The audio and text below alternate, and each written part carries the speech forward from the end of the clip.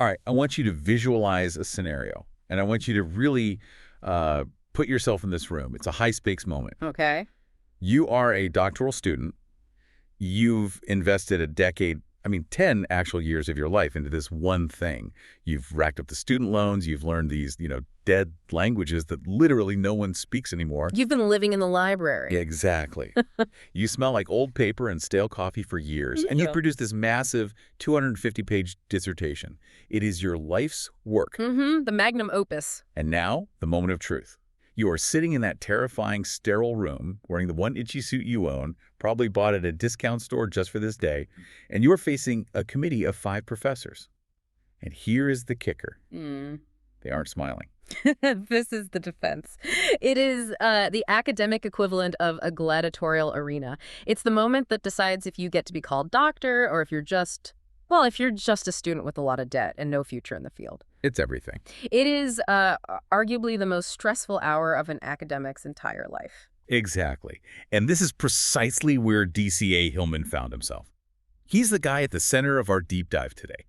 And his background is already a little unusual. He's a PhD student in classics, so he's studying the ancient world, but he also has a background in bacteriology. Which is such a rare combination. Right. So he knows his ancient Greek, but he also knows his microbes, his chemistry, his biology. And as it turns out, that's a dangerous combination for a historian. Usually you get people who know the texts or people who know the science. You almost never get someone who can read the original Greek and understand the pharmacological interaction of, say, alkaloids in the human brain. So there he is, sweating, waiting for the verdict. And the committee. They're fixated on one specific chapter of his dissertation. They aren't looking at his grammar. They aren't looking at the footnotes or the formatting. They're looking at what they call the offending chapter. And this is the pivot point. This is where the story stops being about a degree and starts being about how we view history itself. Yeah. Because Hillman's dissertation was on medicinal drug use in the Roman Republic. Now, the committee was fine with the idea of a Roman doctor putting some herbs on a cut. That fits the narrative we're all comfortable with. It's safe, it's sanitary, a little bit primitive maybe, but respectable. Exactly. But in this one chapter, the forbidden chapter, Hillman went further. He argued that the Romans, and we're talking about everyone here, from the guy farming turnips to the emperor in the palace. The soldiers, the poets, the mothers. Everyone. He argued they were using recreational drugs, narcotics, stimulants, psychedelics, and he argued they were doing it universally, constantly, and, without shame. And the committee's response. This is what blew my mind when I read the source material. They didn't say, your translation of this verb is wrong. They didn't say, your carbon dating is off. They said, and I'm quoting here, they just wouldn't do such a thing. They just wouldn't do such a thing. Just let that sink in for a second. That is not a scientific argument. No. It's not historical criticism. It's an emotional reaction. It's an anachronistic presupposition. Essentially, the committee looked at the ancient Romans, the people who built the Colosseum and the aqueducts, the founders of our laws, and they projected their own modern morality onto them. Like a Nancy Reagan just say no lens? That's a perfect way to put it. It's exactly that. It's almost like they wanted to protect the reputation of the ancients. Cicero wouldn't get high. He's a statesman. He's a serious guy. Precisely. It's a form of sanitization. We want the ancients to be these sober, rational figures in white marble statues, debating philosophy in the sunlight. We do not want to imagine them stoned out of their minds, staring at a wall. No. So the committee gave Hillman an ultimatum. Yeah. Delete the chapter. Bury this information. Or fail. Wow. Talk about a rock in a hard place. Hillman calls it intellectual capitulation. He talks about it with such regret in the book. But what do you do? He had loans to pay. He had a career to start, a family to support. So he did what most of us would probably do in that situation. He deleted the chapter. And he got the degree. He got the degree. But, and this is why we're here, he didn't let it go. It just gnawed at him. No. That deleted chapter became the seed for the book we are diving into today, The Chemical Muse. Hillman's mission was to take that forbidden knowledge, that offending chapter, and shove it right back into the public record. And his core thesis is, It's really provocative. He is arguing that the glory that was Greece and the grandeur that was Rome, I mean, all of it, democracy, geometry, epic poetry, the very foundations of the West, it wasn't created by sober people. No, it was fueled, shaped, and inspired by mind-altering substances. He's basically saying the founding fathers of Western civilization were drug users, growers, and dealers. That is the claim. And to understand why that's even plausible and why the academic establishment fought him on it, we have to completely dismantle our image of the ancient world. We need to stop imagining some, costume drama on HBO. Right, with perfect teeth and clean togas. And start looking at the biological reality. Hillman calls this the ancient crucible. And I think this is where we have to start. Because if you're listening to this and you're picturing people lounging around eating grapes, maybe playing a lyre, Yeah. you need to delete that image right now. You really, really do. We have to de-romanticize the past immediately. The reality of life 2,000 years ago was a horror show. It was a biological struggle for survival that we can barely comprehend today. I mean, we worry about things like heart attacks, diabetes, cancer. The diseases of aging and excess, the silent killers of the modern world. We didn't worry about those. You know why? Because they didn't live long enough to get them. Exactly. Their killers were elemental. Plague, famine, war, poor sanitation.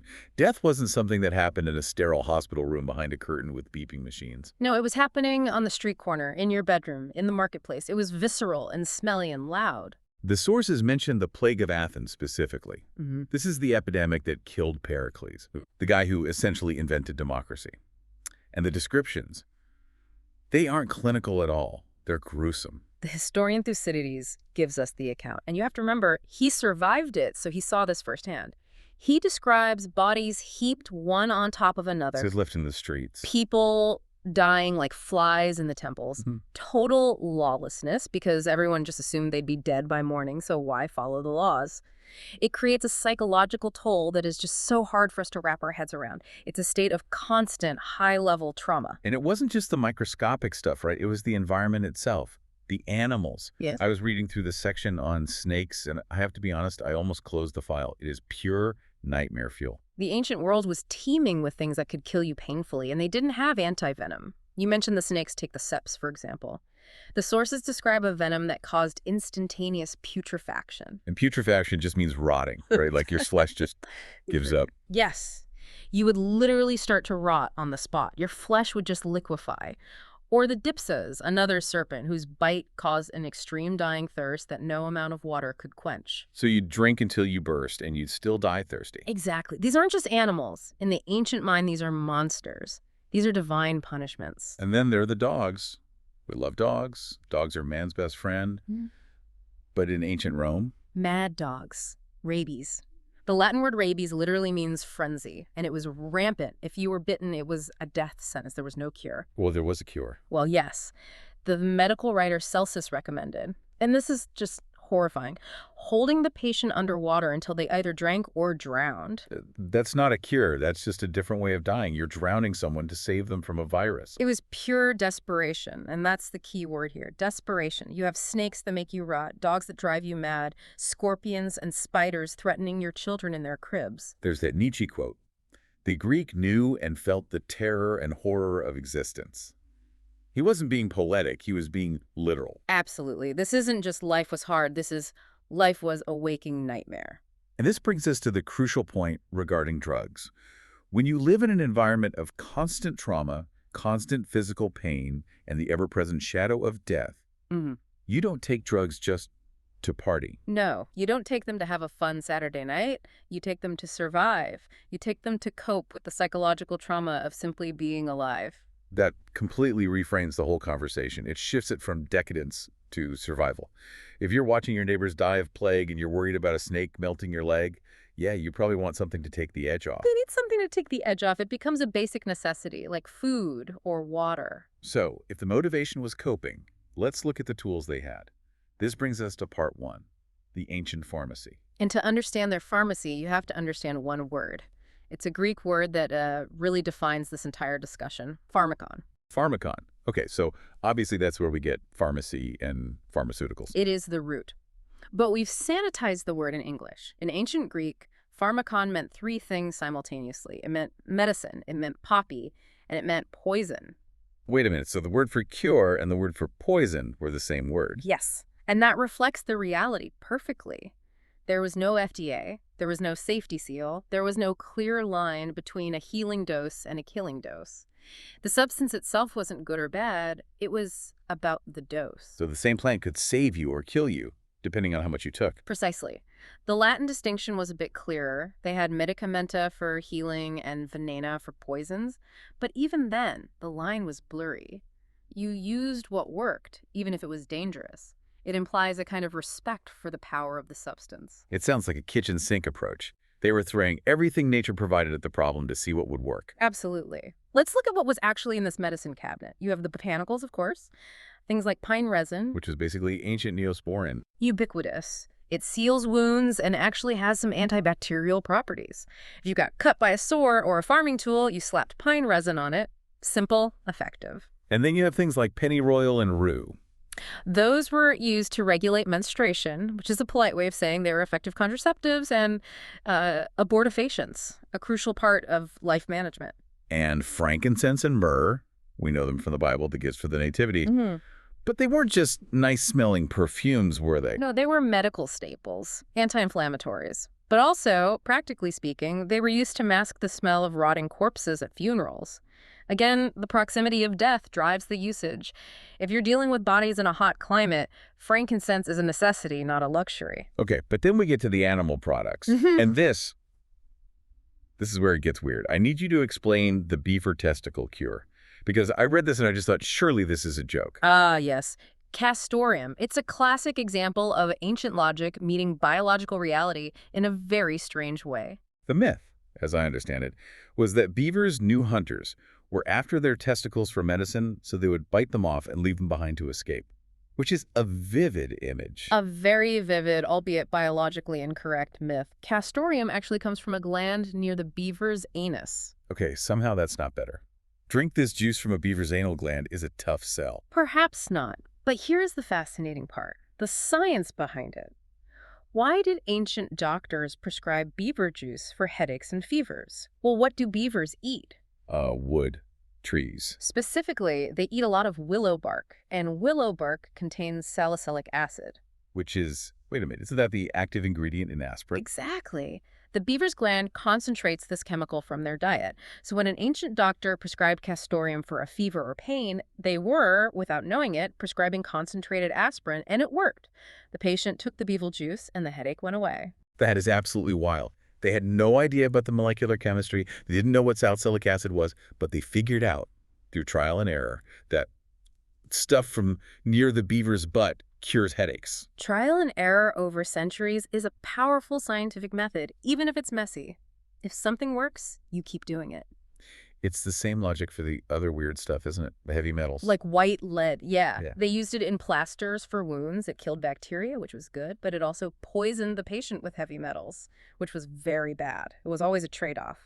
I can cure your infection, but you might go mad from lead poisoning in a few years. You take the win you can get. You do. We can't talk about ancient medicine without talking about the procedure of purging. And the absolute star of that show, hellebore. This stuff seemed to be everywhere in the texts. Hellebore was the wonder drug of the ancient world, especially for mental health. It was the go-to for madness, melancholy, depression, or just generally feeling unwell. But the effect, it was violent. We're talking about massive, uncontrollable vomiting and diarrhea. The protocol described in the notes is terrifying. Yeah. You take it with lentils, apparently, and then you start vomiting 4 hours later, and you don't stop for 7 hours. Why? Why on earth would anyone do that voluntarily? You have to go back to the environment we discussed. Sanitation was non-existent. People were living with their animals. Parasites were everywhere. Everyone, rich or poor, likely had intestinal wounds. Right, so you always felt sort of sluggish and sick. Exactly. If you felt sluggish, sick, or off, it was often because your gut was compromised. If you took hellebore and violently purged your entire system, you were physically expelling those parasites. You actually felt better afterward because you had cleaned out the gut. It was Brutal, but effective in its own way. It's like a factory reset for your digestive system. Very, very violent reset. A violent reset is the perfect term for it. Though when they say it cured madness, sometimes the madness was just the delirium caused by a massive parasitic infection. You purge the worms, the delirium goes away. To them, it was a miracle cure. So that's the medical side. You're sick, you take beaver juice, or you vomit for 7 hours. But what about when you just wanted to feel good? Or, just stop feeling so bad? This brings us to the really controversial stuff. Part 2. Recreational highs. This is the chapter Hillman was forced to delete, the Chemical Muse. And the first thing to understand is the philosophy of highs in the ancient world. There was no social stigma, none. No war on drugs, no, just say no campaigns. Absolutely not. If you could grow it or afford to buy it, you could use it. Farmers, emperors, slaves, it didn't matter. It was treated much like we treat coffee or alcohol today, just a part of life. Yeah. And they were incredibly creative with how they took it. Yeah, let's run through the methods. Obviously, drinking it mixed with wine was number one. Wine was the universal solvent for everything. Correct. Wine masked the bitter taste of many of these alkaloids and helped them absorb into the bloodstream faster. But they also had suppositories, both kinds, vaginal and anal. Which is very direct. It's efficient absorption, bypassing the stomach acid. Medically, it makes a lot of sense. And fumigation. This is basically the ancient version of hot boxing a room, right? Essentially. The Greek historian Herodotus writes about the Scythians, these nomadic warriors. They would set up a small tent, throw cannabis plants onto red-hot stones inside, and then crawl in. Herodotus writes that they would howl with pleasure. He doesn't say for medicinal purposes. No, it wasn't a medical procedure. It was a communal recreational activity. They were partying. They were getting high together. Okay, let's get into the specific drugs. The big three, as Hillman lays them out. Number one has to be opium. The poppy. The poppy is king. It's the foundation of so much of this.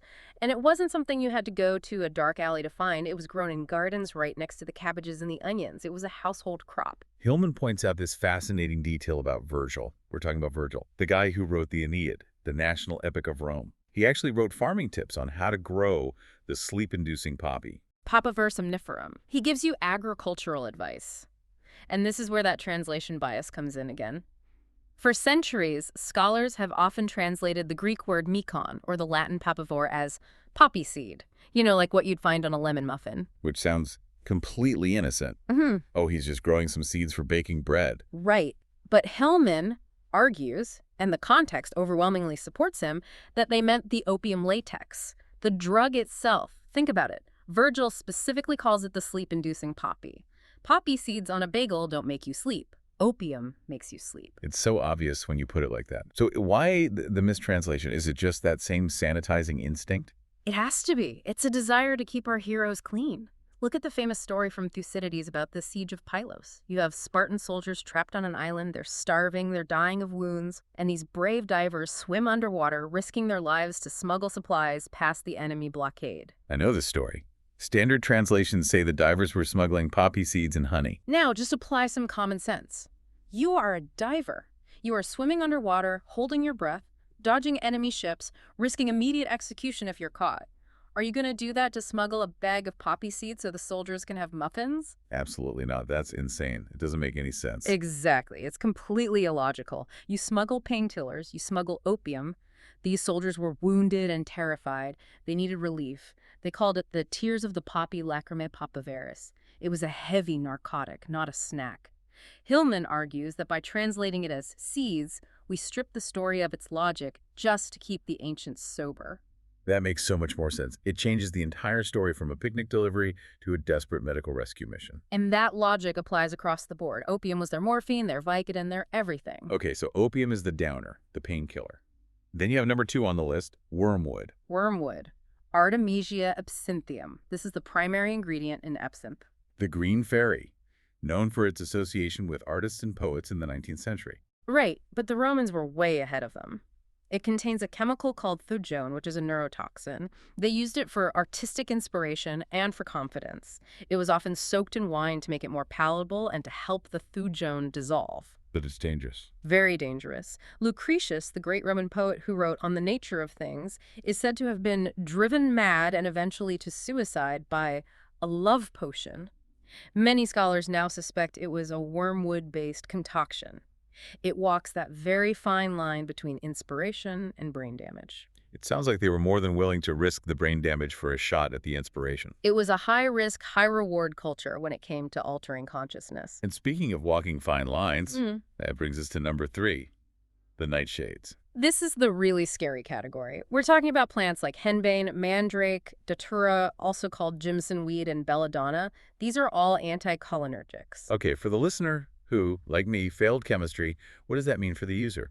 It means powerful, reality-bending hallucinations, a sensation of flight, delirium, and a complete and total break from consensus reality. But the dosage is incredibly tricky. There's an old saying about these plants. I'm almost afraid to ask. A low dose is sportive. It's playful. It's fun. A medium dose is madness and delusions. A high dose is permanent insanity or death. Sportive. That is a chillingly casual way to describe a drug that can kill you if you take a tiny bit too much. But they used it. Pliny the Elder, who was a very practical scientific man, not some mystic, he warned that it deranges the brain. But in the very same text, he gave detailed instructions on how to prepare it. He tells you how to do it safely. So it's like, this'll drive you insane, but if you're going to do it, here's the recipe. Exactly. It was a calculated risk they were willing to take to achieve that altered state. They wanted to see things that weren't there. And before we move on, we have to touch on cannabis. Hillman mentions it in a context I really didn't expect. Yeah. Veterinary medicine. Yes. This is fascinating. The Romans gave cannabis to their cows and horses to settle their stomachs and kill parasites. Colic in a horse is often deadly, and cannabis helped relax the gut and save the animal. But the implication there is huge. The implication is obvious, isn't it? If a farmer has a bucket of weed for his cows, he knows what it does. He knows the smell. He knows the effect it has on the animal. It is completely implausible to think they gave it to the livestock but never, ever tried it themselves. One for the cow, one for me. Exactly. Humans are curious creatures. If it relaxes a 1,000-pound horse, the farmer is absolutely going to try it after a long day in the fields. Right. So we've established the chemical reality. We've got a society running on opium, absinthe, nightshades, and weed. But Hillman argues that this drug culture isn't just about getting high in a field. He says it is woven into the very stories they told. This brings us to part 3, narco-mythology. This is one of the most compelling parts of Hillman's entire argument. He suggests that the myths aren't just fairy tales for children, they are encoded knowledge. And very often that knowledge is pharmaceutical. Let's start with the big one, ambrosia and nectar, the food of the gods. Right. Traditionally, we think of this as just some kind of magical glitter food that makes you immortal. But if you actually look at how it behaves in the text, it acts exactly like opium. It stops pain, it stops hunger, and it induces a state of bliss. There's that incredible example from the Iliad. Achilles is mourning his friend Patroclus. He's completely devastated. He refuses to eat. He's just wasting away from grief. He's in the middle of a war and he's incapacitated by trauma. So the goddess Athena instills nectar and ambrosia into his chest. Note the phrasing, instills. It's not a meal. It's a chemical intervention. Like an injection. Almost, yeah. And it stops his hunger and his grief instantly. That is the behavior of a powerful narcotic. It's not a sandwich, it's a shot of morphine to get a soldier back on his feet. And then there's Prometheus. We all know him as the guy who stole fire from the gods. We see him as the father of technology. But Hillman says he's something else. He's the chemical messiah. And the clue is right there in the text, if you know where to look. The location of the conflict between Prometheus and Zeus happens at a place called Mycenae. And Mycenae means? It literally means Poppy Town. Poppy Town. You can't make this up. It's right there in the name. It's hiding in plain sight. And then look at the punishment. The eagle eats Prometheus's liver every day, and his blood drips down to the earth. And what grows from that divine blood? A flower with a dark juice that kills pain. It's opium. It's clearly opium. So Prometheus brings two technologies to humanity. He brings fire, which allows for civilization, for cooking, for heating. And he brings opium, which provides relief from the suffering of civilization. The disease and the cure, all from one figure. Precisely. He provides the means to work and the means to cope. You cannot have one without the other in the ancient view. Civilization is painful. You need the balm. The Odyssey is just full of this stuff, too. We have Helen of Troy. She's back in Sparta after the Trojan War, entertaining guests. And these are all veterans, Menelaus and the others. They're traumatized. The conversation gets heavy. They start weeping about their friends who died in the war. So what does she do? She drugs the wine. She uses a substance called nepenthe. and it translates to no sorrow. Homer is not subtle about this. He explicitly writes that if you drink this, you could watch your own brother be murdered in front of you and you would not shed a single tear. That is a heavy-duty tranquilizer. That's not a glass of Merlot to take the edge off. No. It is pharmacological management of post-traumatic stress disorder. She is sedating these traumatized veterans so they can get through the evening without having a complete breakdown. She is acting as a pharmacist, a grief counselor with a chemical toolkit. And then there are the lotus eaters. Odysseus lands on this island, his men eat the lotus flower, and they forget the way home. Hillman frames this as the first counterculture movement in Western literature. You have the warmongering hero, Odysseus, whose entire identity is based on struggle and returning home, and you have these men who eat the plant and say, "No, we're done. We just want to stay here and feel peace." It's a total rejection of his values. A complete rejection, and Odysseus has to physically tie them up and drag them back to the ship. It's an intervention. It's a clash of values. The martial virtue of struggle versus the chemical peace of forgetting. It's the 1960s happening in the Bronze Age. Even the famous Cyclops story. I always just thought Odysseus got the giant drunk on regular wine. But it wasn't normal wine. The text is very specific. It was black wine given to him by a priest of Apollo named Marin. And here's the technical detail that matters. The text says it required 20 dilutions of water to be drinkable. 20? That's insane. Normal wine in the ancient world was maybe, what, 1 or 2 parts water? Exactly. If you drank normal wine straight, you were considered a barbarian. It was strong, but 20 dilutions. This was a concentrate. This was a narcotic syrup. So it was basically a drug cocktail. Absolutely. And when the Cyclops drinks it, he knows. He says, "This is not wine. This is a drop of ambrosia." He recognizes it as a powerful narcotic. Odysseus didn't just get him tipsy. He anesthetized him with a massive dose of opioids so he could gouge his eye out without the giant immediately grabbing him and crushing him. It changes the whole character of Odysseus. He's not just a clever warrior. He's a trickster with a very sophisticated medicine bag. He's a pharmacological warrior. Which leads us perfectly into the people who mastered these drugs. Part 4. Sorcery or pharmacology. This is such a crucial distinction. The Greek word is pharmakias. It translates to sorcerer, but it also translates to druggist. The two were inseparable. So a witch wasn't casting spells with a wand and saying magic words. She was mixing chemicals. Magic, in the ancient context, was the manipulation of nature through botany. If you could change someone's perception, heal a wound, or kill an enemy with the powder you made from a plant, that was magic. Let's look at Medea. She's the ultimate witch in Greek myth. Usually she's portrayed as this evil, jealous, rage-filled woman, but Hillman says we need to see her as a brilliant toxicologist. If you look at the story of Jason and the Golden Fleece, Jason is, well, he's kind of useless. He's the guy in the group project who does nothing and still gets the A at the end. That's a perfect analogy. Medea does everything. When Jason has to face the fire-breathing bulls, she doesn't cast a protection spell. She gives him the drug of Prometheus. The opium compound. An opium-based compound, Yeah. yes. It's described as an analgesic and a stimulant. It makes him numb to the fire and pain and gives him terrible prowess. She dopes him up so he can perform this impossible task. She basically turned him into a super soldier. She's like the doctor who created Captain America. And the dragon guarding the fleece. She doesn't fight it with a sword. She uses a pharmacon, a drug, on a branch to sprinkle a soporific, which is essentially liquid opium, into its eyes to put it to sleep. So her power wasn't supernatural, it was scientific. Precisely. Her magic was advanced knowledge of chemical compounds. She knew which plants stimulated, which sedated, and which killed. To a layperson, that looks like magic. To Hillman, it looks like science. And what about Circe, the sorceress who turned Odysseus' men into pigs? It's the same principle. Homer tells us she fed them drugs in the food. And what was the antidote? The god Hermes gives Odysseus a plant called molly to block the receptors. It's a story of chemical warfare, a poison and an antidote, an agonist and an antagonist. So the turning into pigs part. Hillman argues that was likely a hallucinogenic delusion induced by the drugs. They didn't physically transform, they just acted like pigs, or they believed they were pigs because they were so profoundly high. There's this incredible phrase used for witches in the ancient world, drawing down the moon. It sounds so mystical, like they are literally reaching into the sky and pulling the celestial body down to earth. It does. But think back to the nightshades we discussed earlier, the anticholinergics.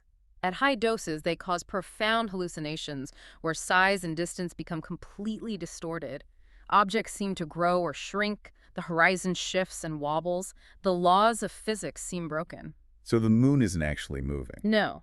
The moon seems to descend, rivers seem to flow backward. The magic isn't happening in the sky, it's happening in the optic nerve in the brain of the observer, induced by chemistry. But to the ancient mind, there was no distinction.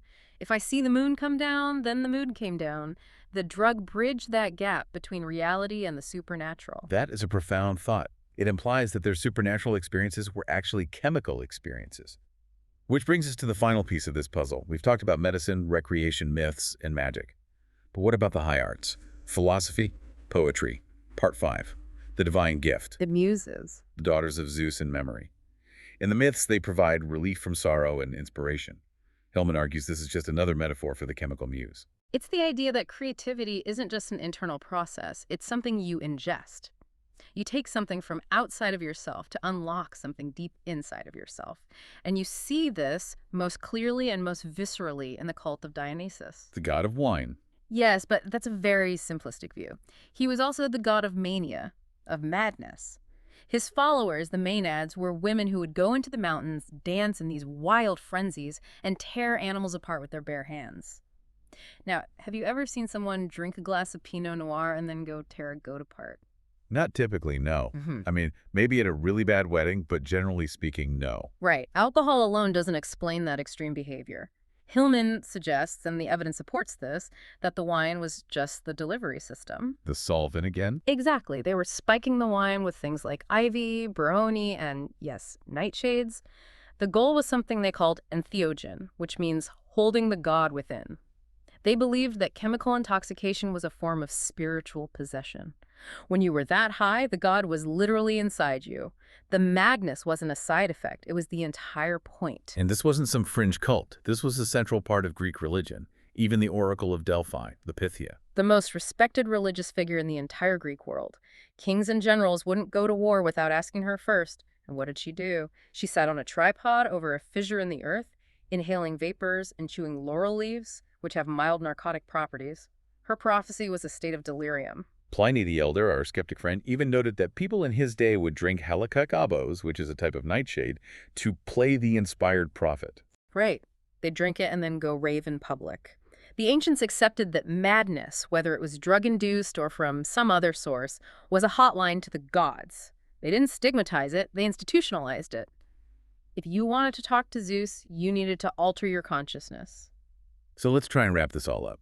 We've gone on this journey from the horror of the ancient crucible to the chemical relief of the poppy, the pharmacological magic of Medea, and the drug-fueled inspiration of the muses. It's a completely different way of seeing the ancient world. They were not sober rationalists in white robes. They were explorers of the mind. They were desperate people using incredibly powerful tools to cope with a terrifying world and, at the same time, to touch the divine. And the implication of all this is huge.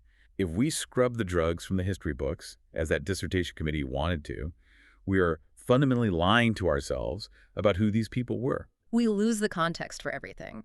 We misunderstand their medicine, we misunderstand their religion, and we misunderstand their greatest literature. You cannot understand the Odyssey or the Aeneid if you don't understand the role of opium in altered states. The Western pursuit of happiness has always, from the very beginning, included a chemical component. It leaves us with a pretty provocative final thought then. We idolize these guys. Plato, Aristotle, Marcus Aurelius, the founders of democracy and logic, we put them on these massive pedestals. But if their entire culture was steeped in mind-altering substances, It raises a very uncomfortable question. Are we less connected to the muses today because we have stigmatized the very tools they used to call upon them? What have we lost by sanitizing our own history? Were the great insights of Western civilization sparked by clear-headed sobriety or by the wild delirium of the chemical muse? a question worth chewing on, though maybe not along with laurel leaf. Probably safer not to. Let's just stick to coffee for now. That's it for this deep dive into the chemical muse. Thanks for listening. Stay curious.